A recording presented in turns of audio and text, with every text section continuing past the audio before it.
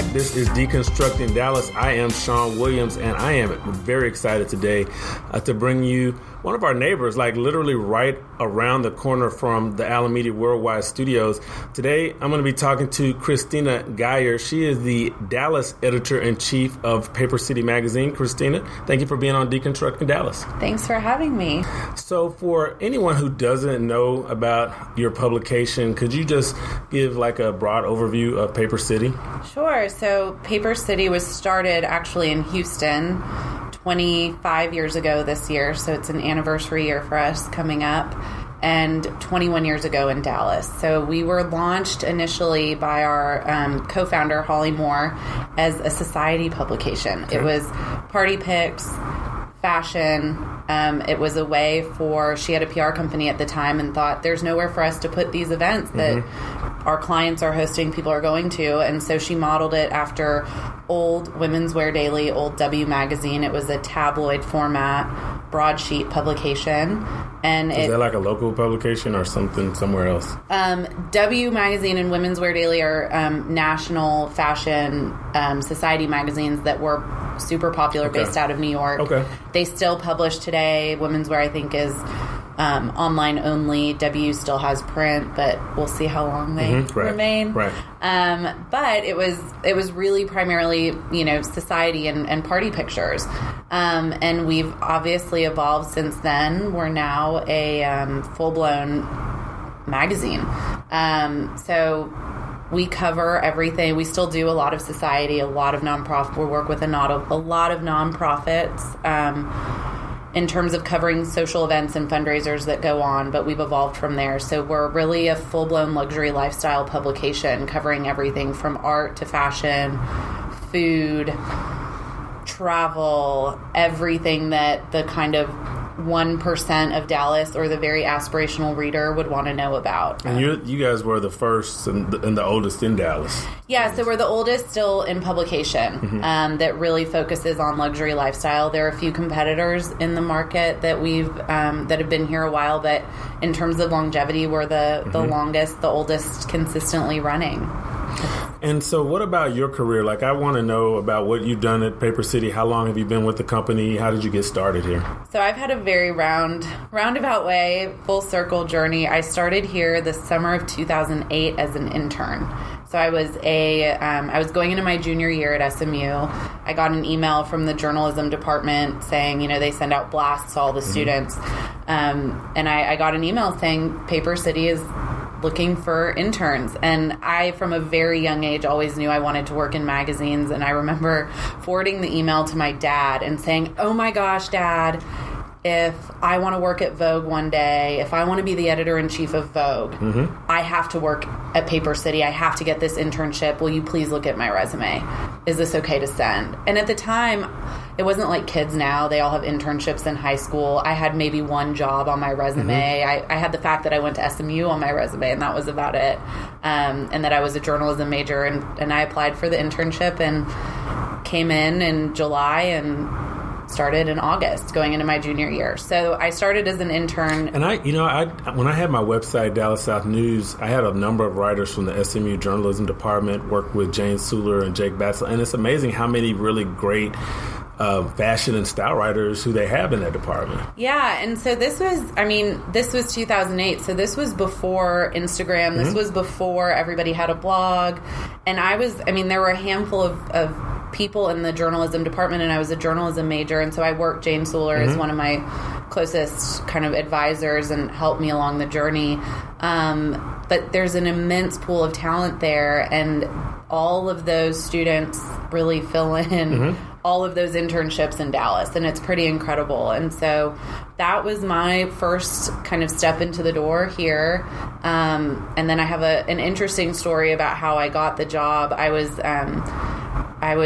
was a year had passed, and I knew I had wanted to stay on board going into my senior year as an intern, or summer going into my senior year. So I said, Brooke, Rob, the editors at the time, Brooke Hortenstein and Rob Brinkley, I said, "Can I stay another year?" And they said yes.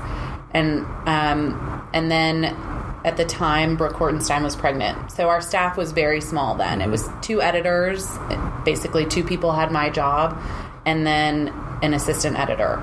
Brooke was pregnant, and the assistant editor kind of unexpectedly quit a month before Brooke was due with her first child. And so keep in mind, this is now 2008, 2009. The bottom has fallen out of the economy. My parents are thinking, oh my God, we have a journalism and art history major daughter going to SMU, private school tuition. What have we done? She's never going to work.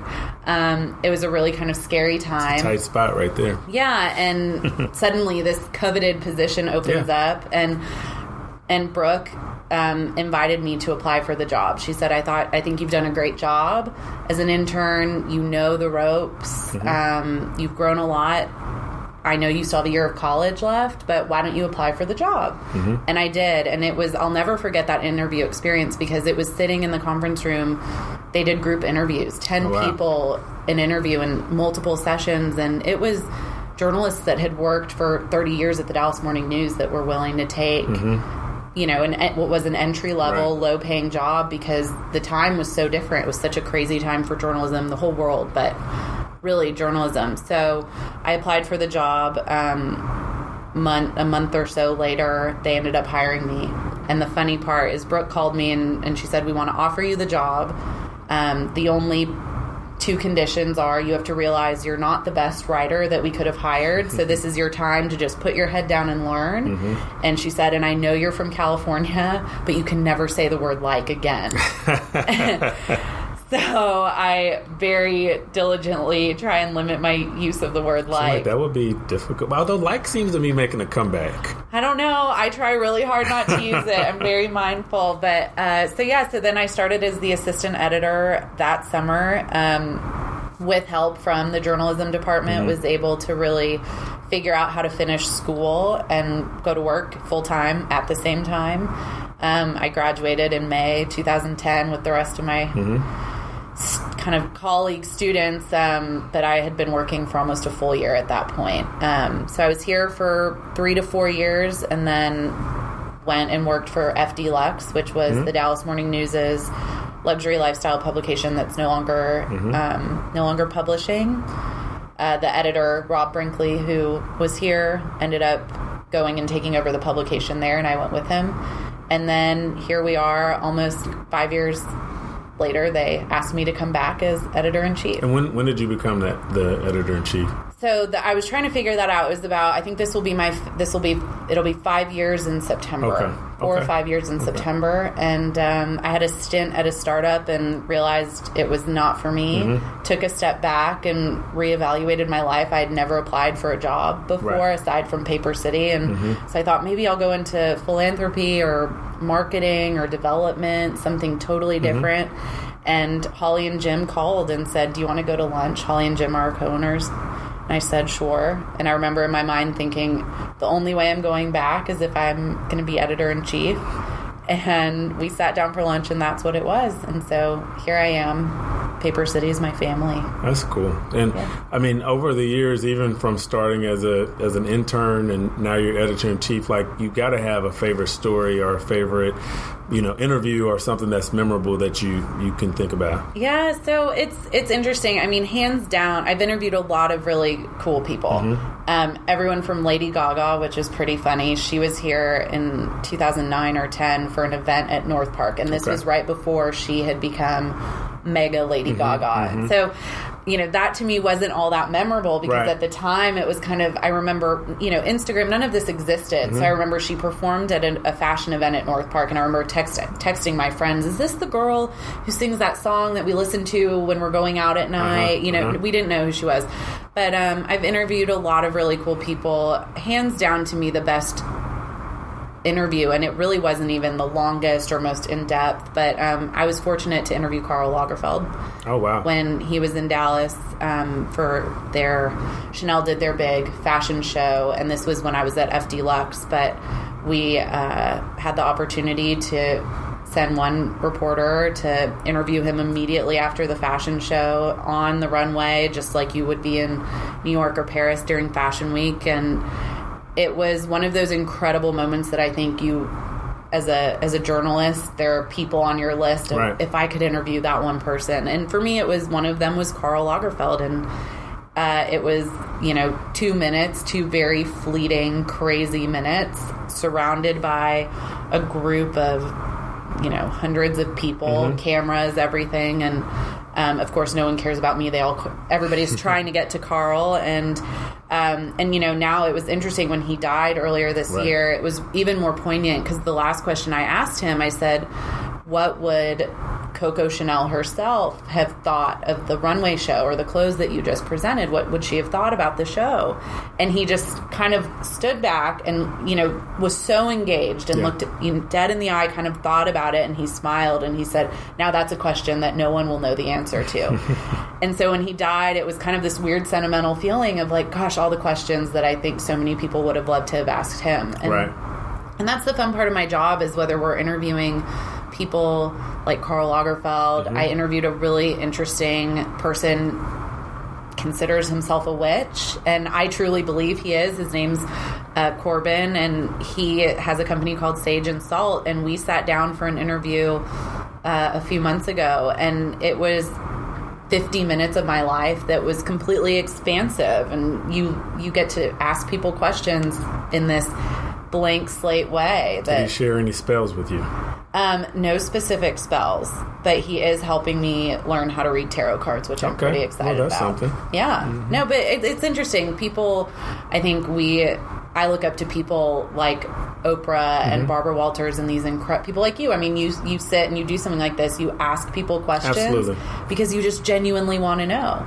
And the best people, I think the best interviewers are the ones who realize that people are there, in most cases, to hear the subject, right? Like Oprah could be the one to talk 50 minutes of a 60-minute interview, but she's asking the questions because, like today, I want to hear what you're saying and whoever you're interviewing. Yeah, and so it's, Karl Lagerfeld was tops for me. It was a really pivotal moment. Laura Bush was another. If you look over on the other side of my desk, there are only ever 2 photos of myself that'll be in this office.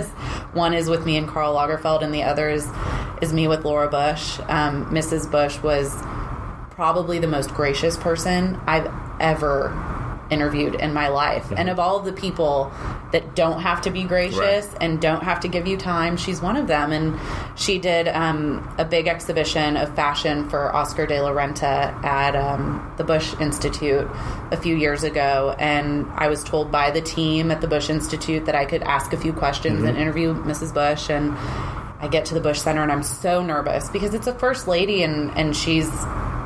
People like that are larger than life. They have a presence about them. And I thought I would have my 2 minutes with Mrs. Bush and then I'd be asked to quickly leave.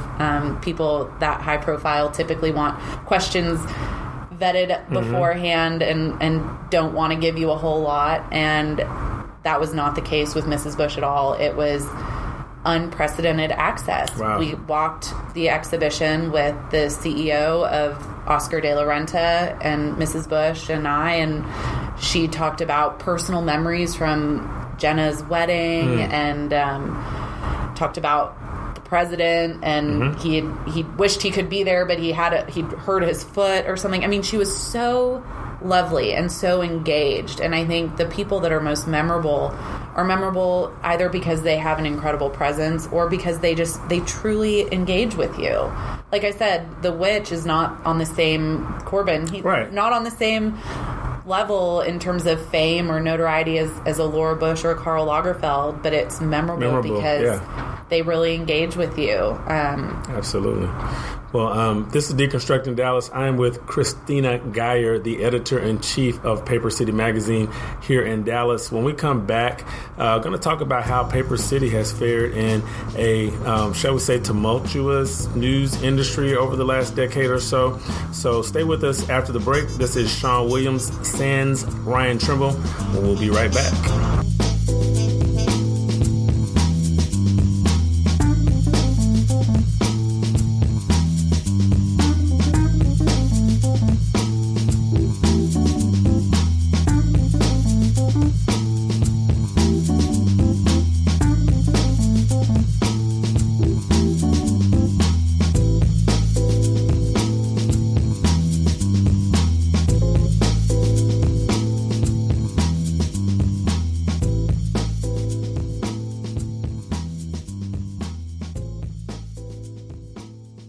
Here at Allen Media, we're proud to represent some of the finest organizations